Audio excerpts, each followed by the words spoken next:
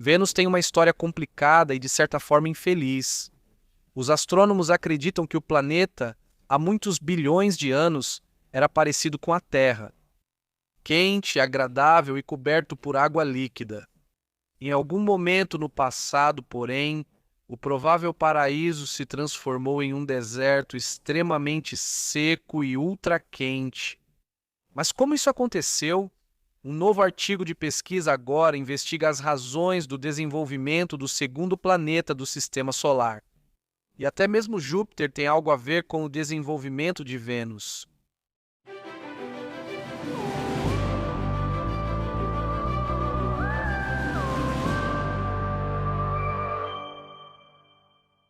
O início do Sistema Solar deve ter sido uma espécie de velho oeste planetário.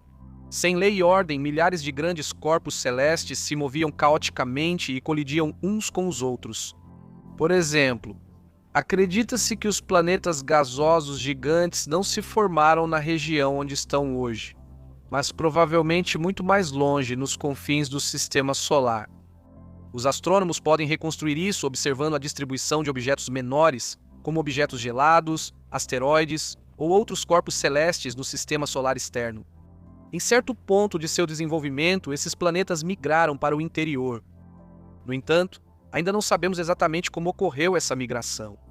Em diferentes cenários, os planetas gasosos se aproximaram do Sol muito lentamente em um caso, enquanto em outro, Júpiter deu um verdadeiro salto até a órbita de Marte, antes de voltar a se afastar para fora até sua posição atual. No entanto, um Júpiter se movendo dessa forma certamente causaria grande caos e destruição entre os planetas internos. A massa do gigante gasoso é 2,5 vezes maior do que a de todos os outros planetas juntos. O que significa que até mesmo pequenas mudanças de posição do planeta gigante podem influenciar praticamente todos os outros objetos em todo o Sistema Solar. Vamos pegar como exemplo Vênus, da qual finalmente vamos falar agora. Ela tem uma das órbitas mais grandes e redondas de todo o Sistema Solar. O desvio de uma órbita perfeitamente circular, chamado de excentricidade, é de apenas 0,007 para esse planeta, o que significa que Vênus chega a ficar no máximo 67,7 milhões de quilômetros e, no mínimo, 66,5 milhões de quilômetros distante do Sol. Até mesmo a nossa Terra possui uma excentricidade maior, 0,007 quilômetros, segundo um artigo dos astrônomos Stephen R. Kane e outros. No entanto, de acordo com eles, Júpiter poderia ter migrado muito mais perto do Sistema Solar interno e ajudado Vênus, nos primórdios do nosso Sistema Solar, a adquirir uma órbita muito elíptica, com uma excentricidade de 0,3, ter uma variação de 0,3 em relação a uma órbita circular, significa que Vênus chegou muito mais perto do Sol do que está agora. E a distância máxima ao Sol talvez variasse por muitos milhões de quilômetros.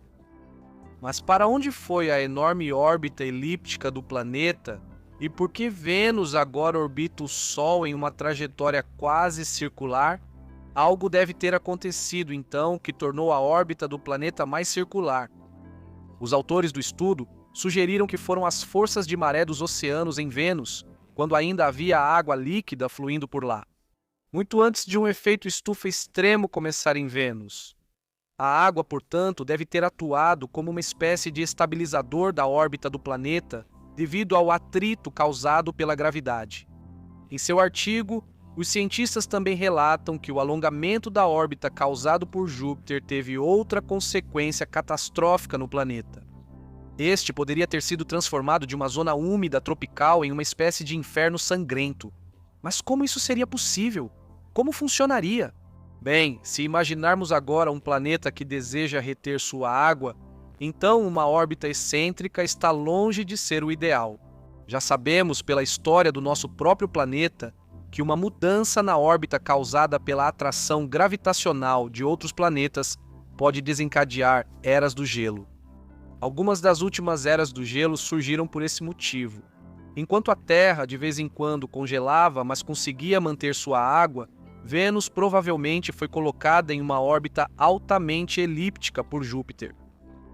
Com isso, ela passava parte do seu ano muito longe do Sol, mas outra parte muito perto dele.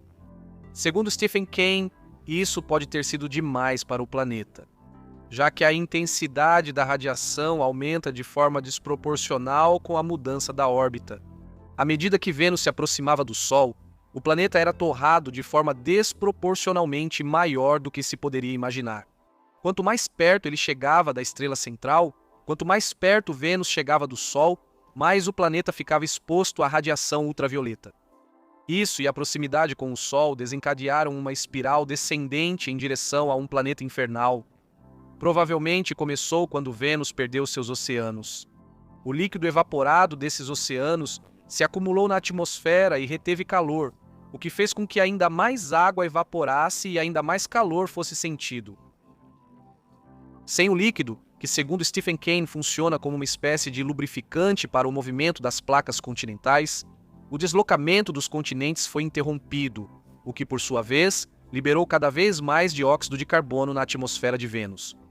Isso levou a uma concentração cada vez maior desse gás na atmosfera, até que Vênus finalmente se tornou aquele planeta infernal que conhecemos hoje. Vênus, por assim dizer, cozinhou a si mesma e seus oceanos até a morte em sua juventude e em seus primórdios. Caso algum dia tenha surgido vida no planeta, ela teria que ser composta por protótipos que tentaram de todas as formas escapar da superfície hostil. In Anbetracht der neuesten Theorien über mögliches Leben auf dem Planeten wäre es demnach möglich, dass das Leben einst in den Ozeanen des Schwesternplaneten der Erde begann und dann langsam aber sicher in die Wolken überging, als die Ozeane gekocht wurden und Após o desaparecimento deles, o dióxido de carbono tornou o planeta inabitável. Tudo isso, e é preciso ter isso em mente agora, aconteceu por causa de um Júpiter migrante. Nem dá para imaginar quais efeitos esse gigante gasoso teve e ainda tem sobre a Terra. Como a Terra foi influenciada pelo gigante gasoso nos primórdios do Sistema Solar, a inabitabilidade de Vênus é, portanto, culpa de Júpiter, caso Stephen R. Kane e seus colegas estejam certos em seu artigo. Os autores, portanto, alertam para a cautela.